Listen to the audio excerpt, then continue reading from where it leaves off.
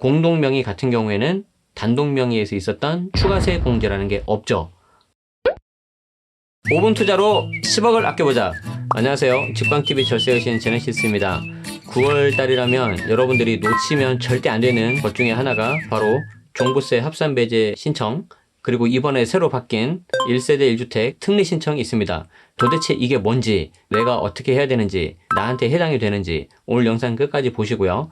정말 잘하면 수백만원 아낄 수가 있겠습니다. 특히 1주택자이신 분들, 이 중에서도 공동명의이신 분들 반드시 보셔야 되겠습니다. 자, 시작하겠습니다. 매년 9월이 되면 이제부터 여러분들이 챙기셔야 되는 게 있는데 바로 종부세, 종합부동산세에 관련된 내용입니다. 1주택자 공동명의이신 분들, 내가 공동으로 그대로 할지 아니면 특례 신청을 해서 단독으로 갈지 결정하셔야 되고요. 등록 임대주택이 있는 주택임대사업자분들, 종부세 합산배제 신청을 꼭 하셔야 됩니다. 그리고 안타깝지만 그 외에 1주택 단독명의, 그리고 2주택 이상 다주택자, 즉 등록한 임대주택이 없으신 분들은요, 특별히 해당사항이 없네요. 하지만 여러분들이 주택을 매도하고 1주택이 되거나 나중에 혹시 신규로 임대주택 등록을 하면 이 내용에 대해서도 아셔야 되겠죠. 그렇기 때문에 끝까지 한번 보시면 좋겠습니다. 먼저 1주택자이신 분들 보겠습니다. 특히 공동명의이신 분들은 잘 봐주세요. 1주택자 단독명의 같은 경우에는 종부세 기준이 기존에 6억에서 추가 3억을 해서 9억, 여기에 다시 한번 추가 2억을 더 얹어서 11억까지로 올라갔죠. 지난 8월 말 개정된 내용이 본회의에서 통과가 됐습니다. 여기에 공정시장 가액비율 2021년 기준 95%를 곱해주고요. 뒤에 세율을 곱하고 1주택 단독명의인 경우에는 추가세 공제가 있습니다. 이때 추가세 공제가 바로 고령자 그리고 장기 보유일 때 추가로 세액 공제, 즉 종부세 자체를 줄여주는 공제가 적용이 됩니다.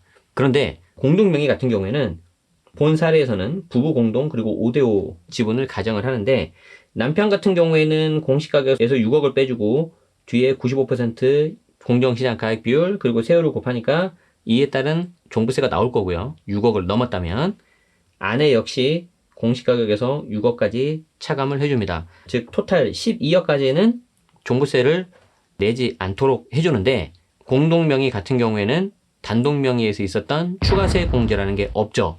그런데 단독명의는 11억까지고 공동이면은 12억까지이기 때문에 이 12억이 더 크지 않냐. 그래서 별로 이렇게 논의 자체가 없었습니다. 그러니까 이제 작년이었죠. 여기에 대해서 좀 뭔가 반발이 생겼었죠. 요즘에 대부분 다 부부 공동명의를 하는데 이렇게 하면 어떻게 하느냐, 역전되는 케이스가 있거든요. 단독명의가 오히려 더 유리한. 그래서 올해부터 공동명의 같은 경우에는 내가 단독으로 해서 특례 신청을 할지 아니면 공동으로 그냥 그대로 할지 선택할 수가 있고, 그 선택하는 날짜가 9월 16일부터 9월 30일까지입니다.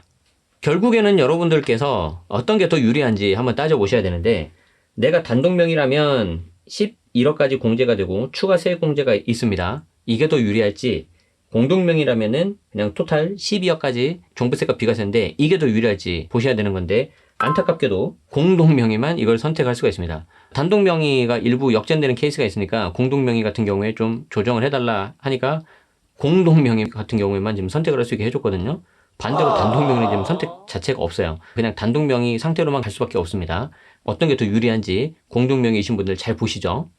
지금 보시는 표는 제가 홈택스 세금 모의 계산을 통해서 추출을 해본 겁니다. 공시가를 20억으로 가정을 해봤습니다. 이때 공동명의라면은 1세대 1주택 특례 신청을 할 수가 있고요. 아니면 공동으로 할 수도 있습니다. 왼쪽에 보시는 게 특례 신청을 한 결과인데, 원래는 금액이 596만 4,960원이 나와야 돼요. 그런데 제가 60세가 넘고 10년 보유를 하지 않았습니까? 그래서 고령자 장기 보유 추가세 공제가 받으니까 최종 금액은 286만 원 정도가 나오는 걸로 이렇게 결과가 나왔습니다. 이걸 공동명의로 한번 해보면은 20억 정도 되는 공시가격이 전체 반으로 이렇게 쪼개지는 거죠. 그래서 한 사람당 10억 4천만 원 정도, 그리고 1인당 6억씩 이렇게 차감을 합니다.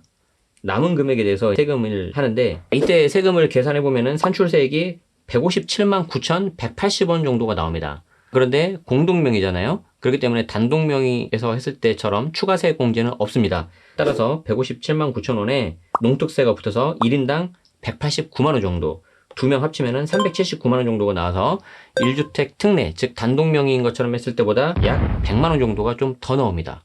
이런 경우에는 오히려 단독 명의가 유리하겠죠. 그런데 여러분들이 갖고 계신 집의 공시가격, 그리고 보유기간, 그리고 여러분들 연령이 모두 다 다르기 때문에 여기에 대해서는 홈택스 모의계산을 한번 활용해 보시는 게 좋겠습니다. 다양한 사례를 좀 봐야 되기 때문에 이번에는 공시가를 13억으로 낮춰봤습니다. 그런데 너무 낮으면은 아예 세금이 안 나오니까 제가 한번 이 정도로 해봤습니다. 단독 명의라면은 13억이기 때문에 11억까지는 비과세지 않습니까? 그래서 추가되는 2억에 대해서 종부세가 나옵니다. 종부세가 원래 한 68만 원 정도가 나와야 되는데 여기에 이제 추가 세액공제가 되기 때문에 최종 금액은 32만 원 정도가 나오고요. 공동명의 같은 경우에는 그 13억이 전부 다 5대5로 나눠지니까 6억 5천이지 않습니까? 그러면 각각 6억씩 빠지니까 5천만 원에 대해서 세금이 조금 나옵니다. 그래서 1인당 15만 8천 원 정도가 나와서 2명 합치면 31만 7천 원 정도 나와서요. 공동명의가 약간 내려가죠. 공동명의로 하면은 31만 7천 원, 단독명의 하면은 32만 8천 원. 눈치채셨습니까? 아까 공시가격 20억일 때는 단독명의가 유리했죠. 추가 세액 공제가 있었을 때. 그런데 같은 경우라 하더라도 13억으로 내려가니까 오히려 공동명의가 유리하죠. 13억이 거의 얼추 비슷하니까 요 근저리에 단독이냐 공동이냐 비슷한 게 나오겠죠. 제가 요거를 한번 이렇게 해봤습니다. 대략 13억 700만 원 정도가 나오더라고요. 13억 700만 원 하면은 단독일 때 34만 9,811원이 나오고요. 공동명의 하면은 2명 더했을 때 약 34만 860원이 나오기 때문에 둘은 좀 비슷해진다. 그렇지만 저 13억 700이 어떤 절대적인 기준이 되는 게 아니라 여러분들의 연령 그리고 보유기간에 따라서 제각기 다 다르기 때문에 반드시 사전에 단독이 더 유리한지 공동이 더 유리한지를 한번 대략적으로 좀 보신 후에 특히 공동명의이신 분들은 9월 중으로 신청을 하셔야 되겠습니다.